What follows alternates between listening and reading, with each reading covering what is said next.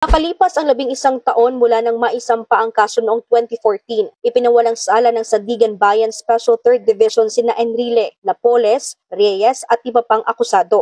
So ayos, not guilty si Presidential Legal Advisor, pati ang kanyang Chief of Staff na si Gigi Reyes.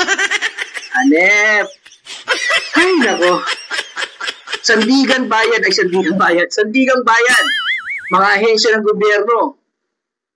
Lahat na lang ng may kaso. Basta ito ay kaalyado. Malamang sa malamang. Lulusot at lulusot.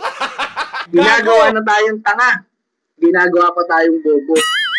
Mananahimik at mananahimik ang mga Pilipino. Kahit harap-harapan ng ginagago ng sindikatong gobyerno.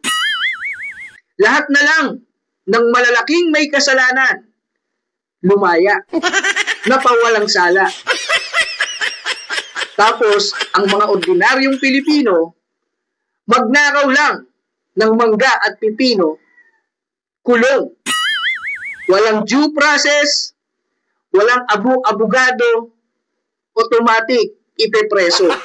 Gago! Ipepreso bago pa man ipagtanggol ang kanyang sarili.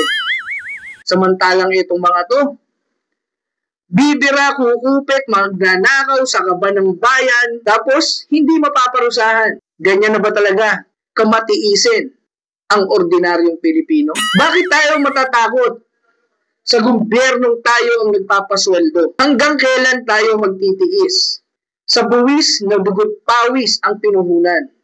Ang mga OFW nalungkot, pighati ang pinuhunan. Tapos itong mga to, gigil na gigil sa buwis. Gigil na gigil sa mga proyekto na meron silang kurakot. Tayong mahihirap galing sa ating paghihirap. Samantalang ang mga politiko ng sindikato galing sa mahihirap. Mahirap bang intindihin? Habang harap-harapan tayong binobobo at ginagago, kaya mo pa rin magtiis. Hindi naman inaaraw-araw ang pagiging tanga. Pero wag naman sanang ipamana. Gago! Ingat!